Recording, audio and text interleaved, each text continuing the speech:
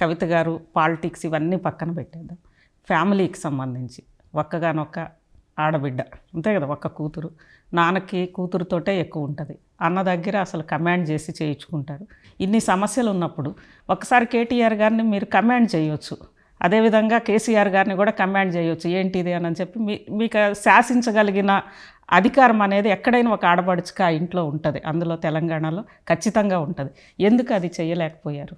అంటే మీరు ఒకటి గుర్తుపెట్టుకోవాలండి, సొసైటీని స్టడీ చేసిన వ్యక్తిగా ఎన్ని చెప్పినా ఎన్ని ఆదర్శాలు వాళ్ళు వేసినా ఇప్పటికి కూడా ఏ కుటుంబంలో కూడా ఆడబిడ్డలకు ఉండాల్సినంత ఫ్రీడమ్ కానీ, రావాల్సినంత అధికారం కానీ, లేకపోతే నువ్వు వేరే ఇంటి దానివి అనే డిస్కషనే తప్పితే మనము అనే డిస్కషన్ అమ్మగారింట్లో ఉండదు.